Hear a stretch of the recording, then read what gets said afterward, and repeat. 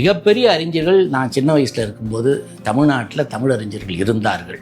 அந்த அறிஞர்களெல்லாம் பார்க்க, தரிசனம் பண்ண, அவர்களோட பழகக்கூடிய வாய்ப்பு எனக்கு இருந்தது. அதனால் எனக்கு பக்தி வந்தது. திருவள்ளுவருடைய கண்ணாடியே பரிமேலழகர் அணிந்து திருவள்ளுவர் என்ன நினச்சிருப்பாரோ கிட்டத்தட்ட 90% திருவள்ளுவருடைய கருத்தை அப்படியே பிரதிபலிக்கிற மாதிரி பரிமேலழகர் உரை செய்கிறார். தமிழவேல் அப்படின்ற ஒரு பட்டம், இன்னொரு பட்டம் செம்பதிப்பு செம்மல், இதெல்லாம் ஆதீனங்கள் உங்களுக்காக கொடுத்தது. ஆதீனங்களோட தொடர்பு எப்ப, எந்த வயதுல, எப்படி? ஒரு 75 ஆண்டுகளுக்குள்ள உங்களை மிக கவர்ந்த தமிழ் பேச்சாளர் யார்? மாடியில் போய் நமசிவாயமூர்த்திகிட்ட கேட்டுக்கிட்டே, வாழ்நாளில் நான் உங்கள் இடத்துல எதுவுமே வந்து கேட்க மாட்டேன், பள்ளி பருவம், எனக்கு இந்த உதவி செய்யுங்க, அப்போ திறந்துடுச்சு, இப்போ நீங்கள் திறந்து கொடுங்கன்னு கேட்டேன். நான் வந்து தட்டின உடனே உள்ளே இருந்த ஃபைலெல்லாம் வெளியில் வந்து கொட்டிடுச்சு. இது என் வாழ்க்கையில் நடந்த ஒரு பெரிய அதிசயம். சமையல் எண்ணெய் மற்றும் உணவுப் பொருள் ஏற்றுமதியில் 20 ஆண்டு கால அனுபவம் பெற்ற ஸ்டார் எக்ஸ்போர்ட் ஹவுஸ் கயல் ஆக்ரோ ஃபுட்ஸ். சக்தி விகடன் நேயர்களுக்கு அன்பான வணக்கம். அடியேன் திருமயிலை கற்பகலட்சுமி சுரேஷ். இன்னைக்கு உங்க கூட யாரோட வந்திருக்கேன் தெரியுமா? தமிழ் இளமைதான். ஆனா அந்த இளமையான தமிழ் தனக்குன்னு சில மகன்களை ஒரு காலத்துல வச்சிருக்கு. அப்படி வந்தவர் தான் திருவாளர் உவே சுவாமிநாத ஐயர். அவர் ஒரு காலத்துல அவருடைய சேவையால பல புத்தகங்களை கொண்டு வந்து கொடுத்தார். இன்னைக்கு அவருடைய வழியில் ரொம்பவே அழகா தமிழ், சைவம், குறிப்பா அதுல பெரிய புராணம், அது மட்டுமல்ல மாணவர்களை ஊக்குவித்தால் அந்த துறை விளங்கும் அப்படின்னு விவேகானந்தர் சிந்தனையோடு நம்மோடு இன்று இணைந்திருப்பவர் தமிழவேல் திருவாளர் சிவாலயம் மோகனையா. வணக்கம் ஐயா. வணக்கம்மா. உங்களை பார்க்கறது எங்களுக்கு ரொம்ப சந்தோஷம், ரொம்ப மகிழ்ச்சி. உண்மையா சொல்லணும்னா எங்க எல்லாருக்குமே நீங்க ஒரு வழிகாட்டி. இது ஒரு மிகையான வார்த்தை இல்லை ஐயா. நாங்க தமிழுக்காக ஒரு பெரிய புராணத்துக்கோ திருமுறைக்கோ ஓடுறோம்னா உங்க கை பிடிச்சு ஒரு தந்தை மாதிரி தைரியமா ஓடிடலாம் அப்படின்ற நம்பிக்கை எங்களுக்கு. நீங்க ஒரு தொழிலதிபர்னு தெரியும். தொழிலதிபரா எப்படி மாறினீங்க? தொழில், அதில் ஒரு கமர்ஷியல் கண்டிப்பா இருக்கும். தொகை ஈட்டணும், பிஸ்னஸ், வாழ்க்கை, லக்ஸுரி, இதெல்லாமே ஒரு மாயை. இதுல இருந்து எப்படி உங்களுக்கு அந்த பக்தி வந்தது?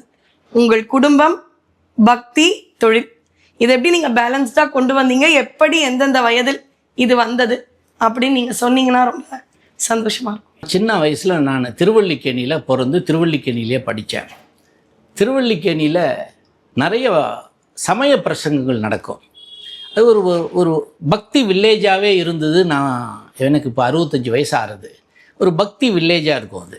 திருவல்லிக்கேணி, மயிலாப்பூர்னுடைய ஒரு பகுதியாகத்தான் திருவல்லிக்கேணி இருந்தது.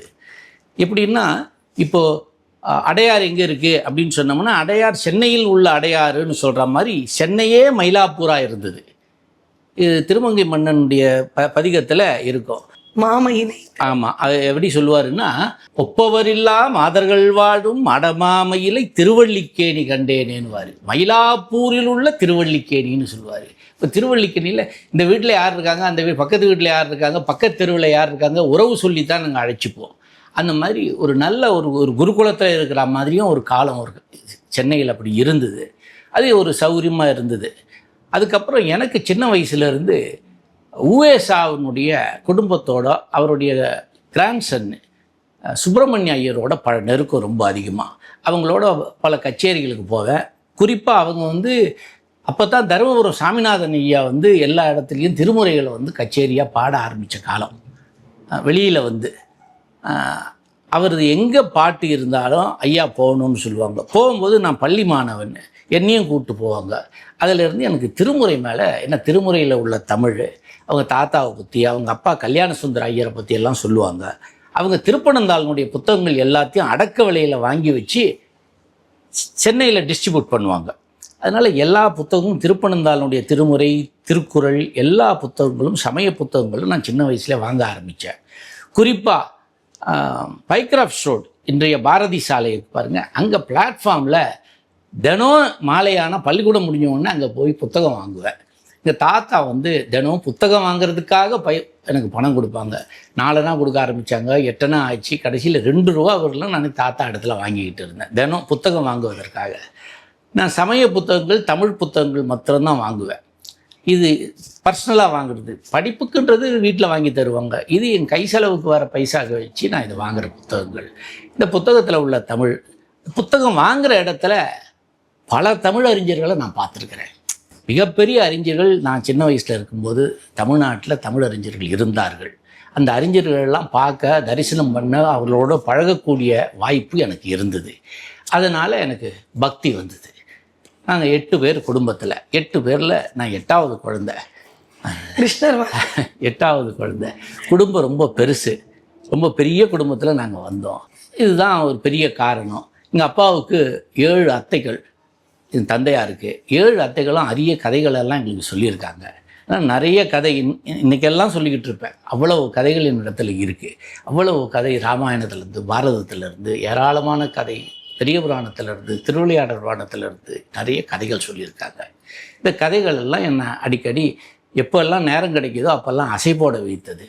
நிறையா பிரசங்கங்களுக்கு போவேன். கீரன் பிரசங்கம், வாரியார் சாமியோட பிரசங்கம், இதெல்லாம் ஒரு வாய்ப்பாக எங்களுக்கு இருந்தது. அந்த வாய்ப்பை நான் பயன்படுத்திக்கிட்டேன். ஐயாவுடைய இந்த வார்த்தையிலிருந்து அடியேன் சொல்கிறது என்னென்னா, தாத்தாக்கள் பாட்டிகள் இருந்தால் குழந்தைங்களுக்கு ஸ்நாக்ஸ் வாங்கி கொடுங்க, ஆனால் அந்த புக்ஸ் வாங்கி கொடுக்குற அந்த பண்பு குழந்தைகளுடைய எதிர்காலத்தை எந்த அளவு மாற்றும் அப்படின்றதுக்கு ஐயா தான் உதாரணம். நீங்கள் சொன்ன மாதிரி நிறைய தமிழ் அறிஞர்கள் இருந்த காலம் அது. ஆமாம். இன்னைக்கு அதெல்லாம் நிறைய இல்லை. ஆனால் நீங்கள்லாம் இருந்து மறுபடியும் அந்த தமிழ் மறுபடியும் வந்துடணும். தமிழ் குழந்தைங்க படிக்கணும், குறிப்பாக பக்தி இலக்கியம் படிக்கணும். சரி, புத்தகங்கள் படிச்சிங்க. ஒரு பக்கம் ஐஐடி ஸ்டூடெண்ட் நீங்கள், சரிங்களா ஐயா? ஆமாம். ஐஐடி ஸ்டூடெண்ட் ஒரு பக்கம், அந்த மாயையில் தானே சார் இருந்திருப்பீங்க. மறுபடியும் எப்படி அந்த திருமுறைக்குள்ள இதையும் அதையும் பேலன்ஸ் பண்ணீங்க? அது ப்ரொஃபஷனுக்கு உள்ள படிப்புமா அது படிப்பு அன்றைய தேவை அது. அதனால் அது படிக்க வேண்டிய கட்டாயம் இருந்தது. அப்போ தான் சாஃப்ட்வேர் வருது. அதனால் சாஃப்ட்வேர் சயின்ஸ் படிக்க வேண்டிய காலம் அது. அந்த நேரத்தில் அதை படிச்சுட்டு என்னுடைய பொருளாதாரத்துக்காக அதை படிக்கிறது. என்னுடைய ஆர்வம், நான் வாழக்கூடிய இடம் தமிழும் பக்தியும் பக்தி இலக்கியமும் தான். அதனால் இது ஒரு 40 வயசுக்கு மேலே நல்ல பக்தி பண்ணணும், நல்ல உயர்ந்த தமிழ் புத்தகங்கள், திரும்பி ரீப்ரிண்ட்டுக்கு வராத புத்தகங்கள்னு சில புத்தகங்கள் இருக்குது. இந்த புத்தகங்களை நாம் கொண்டு வரணும் திரும்பவும். அதை சாதாரணமாக பிரிண்ட் பண்ணி கொண்டு வரக்கூடாது. இந்த புத்தகம் கொண்டு வரக்கூடிய நோக்கம் என்ன அப்படின்னு ஒரு ரிவைஸ்டு எடிஷனாக. அப்போ என்னுடைய ஒவ்வொரு பதிப்புரையும் பார்த்தோம்னா இந்த புத்தகத்தினுடைய சிறப்பு என்ன, இது வர வேண்டிய அவசியம் என்ன, வருங்கால சந்ததிக்கு இந்த புத்தகம் எப்படி உதவும் அப்படின்னு சொல்லி புத்தகங்களை கொண்டு வருவேன். இப்போ உதாரணத்துக்கு சொல்லணும்னா, பரிமேலழகருடைய புத்தகங்கள் பரிமேலழகர் உரையும் தான் நமக்கு தெரியும். பல உரையாசிரியர்கள் காலத்தில் பெரும் உரையாசிரியர்கள் இருந்தாங்க. திருக்குறளுக்கு, சிலப்பதிகாரத்துக்கு, தொல்காப்பியத்திற்கு உரையாசிரியர்கள் பரிமேலழகர் இருந்தார், மணக்குடவர் இருந்தார், திருக்குறளுக்கு பருதியார் இருந்தார், காளிங்கர் இருந்தார். பல பேருடைய உரைகள் இருக்குது. ஆனால் பரிமேலழகனுடைய உரை சிறப்பு வாய்ந்த உரையாக இருக்குது. அதே மாதிரி தான் தொல்காப்பியத்திற்கு எப்படி நச்சினார்க்கினியர் உரை சிறந்த உரையோ, பல பேருடைய உரை இருக்குது. இளம்பூரணர் உரை இருக்குது, தெய்வச்சிலையார் உரை இருக்குது, பல பேர் உரை இருக்குது. இன்று வரை பாலசுந்தரம் ஐயா உரை கூட நம்ம சொல்லலாம். சுந்தரமூர்த்தி ஐயாவினுடைய உரை இருக்குது. அப்படி இன்றைய கால உரைவரெல்லாம் இருக்குது. ஆனால் உயர்ந்த உரைன்னு சொன்னால் உரையாசிரியர் காலத்தினுடைய உரை அப்படின்னோம்னா நம்ம நச்சினார்க்கினியர் உரைன்னு சொல்கிறோம். அந்த வகையில் பரிமேலழகர் உரையை மட்டும் 15க்கு மேற்பட்ட நூல்களையும் நான் வெளியிட்டிருக்கிறேன். இந்த உரைக்கு என்ன ஒரு உரையாசிரியர் காலம்ன்றதுனால அவருக்கு கிட்டத்தட்ட ஒரு 800 ஆண்டு காலத்திற்கு முன்னாடி பரிமேலழகர் அவதாரம் செய்திருக்கிறார். பரிமேலழகரை விளக்கிறதுக்கு ஒரு பேரறிஞன் தேவைப்படுறான். அந்த வகையில் வடிவேலு செட்டியார்னு ஒரு அறிஞர் 150 வருஷத்துக்கு முன்னாடி பல்கலை செல்வர் தேப்போ மீனாட்சி சுந்தரனாரனுடைய ஆசிரியர். அவருடைய விளக்க உரை 4 வால்யூம் 2 வால்யூமாக நான் போட்டேன். 2 முறை அதை பப்ளிஷ் பண்ணேன். அதனுடைய அவசியம் ஏன்னா அது பெரிய இலக்கண உரை. இலக்கண உரை திருக்குறளுக்கு அவசியம் என்பதற்காக ஆய்வு செய்வர்களுக்கு அது திருவள்ளுவருடைய கண்ணாடியே பரிமேலழகர் அணிந்து திருவள்ளுவர் என்ன நினச்சிருப்பாரோ கிட்டத்தட்ட 90% திருவள்ளுவருடைய கருத்தை அப்படியே பிரதிபலிக்கிற மாதிரி பரிமேலழகர் உரை செய்கிறார். அதை உரை விளக்க வந்தவர் தான் வடிவேலு செட்டியார். அந்த வகையில் சரவண பெருமாள் ஐயர் உரை போட்டிருக்கேன். களத்தூர் வேதகிரி முதலியார் உரை போட்டிருக்கிறேன். கிருஷ்ணாம்பட்டை குப்புசாமி முதலியார் உரை போட்டிருக்கிறேன். அழகரடிகள் உரை போட்டிருக்கிறேன்.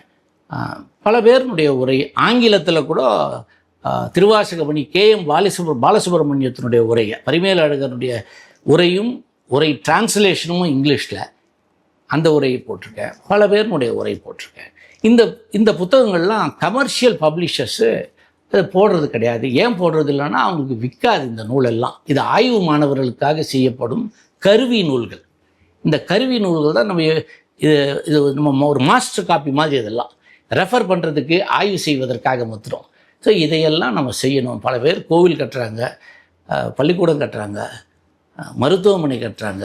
அதை மாதிரி புத்தகம் நம்ம திரும்பி கொண்டு வரணும்னு நம்முடைய ட்ரெஷர் இருக்குது பாருங்கள், அந்த ட்ரெஷரை கொண்டு வந்து பதிவு பண்ணணுன்றது ஆசை எனக்கு. அதனால் அதை செஞ்சிட்ருக்கிறேன். நீங்கள் சொல்லும் பொழுதே என்னுடைய கேள்வி அதுதான் இருந்தது. ஆனால் நீங்கள் அதையே பதில் சொல்லிட்டீங்க.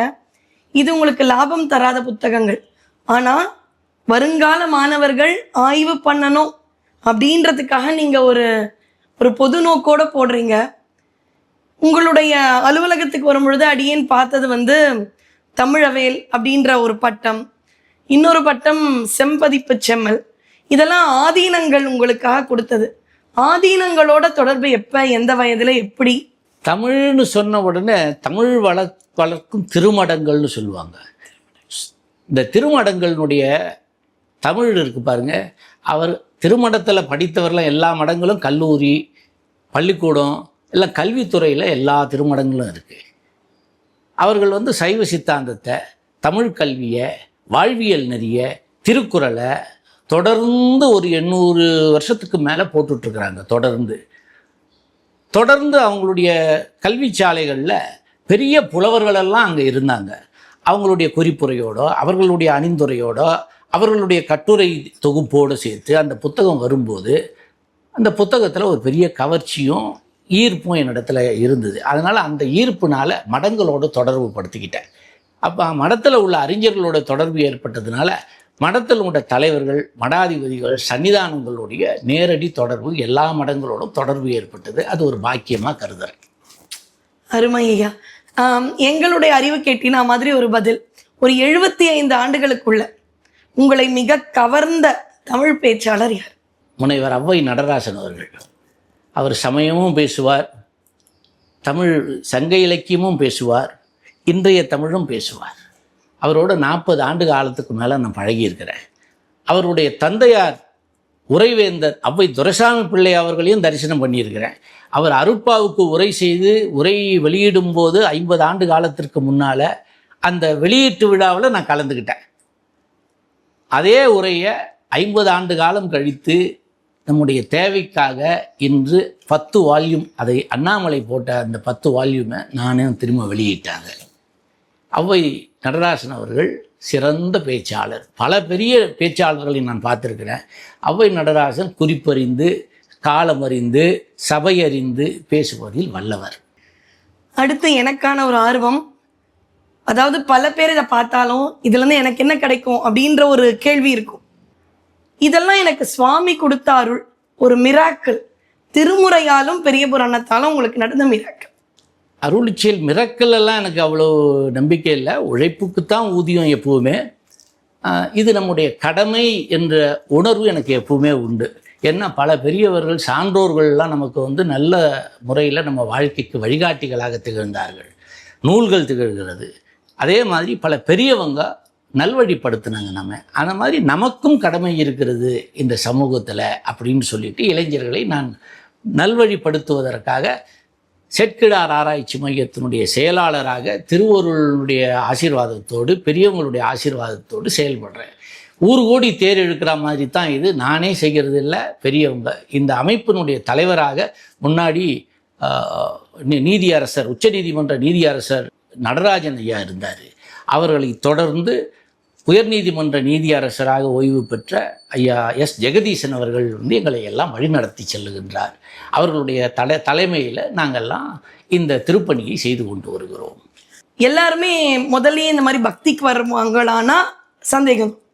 ஆதாய ரீதியாக தான் கடவுளை போய், நான் கூட சின்ன வயசில் பாஸ் ஆகணும்னு வேண்டியிருப்பேன். 10ஆம் கிளாஸ் பாஸுக்கெல்லாம் போய் சுவாமியை கேட்டிருப்போம். கல்யாணத்துக்கு கேட்டிருப்போம், குழந்தைக்கு கேட்டிருக்கோம். ஒரு சமயத்துக்கு அப்புறம் தான் அந்த திருவருளை ரசிக்க ஆரம்பிப்போம்.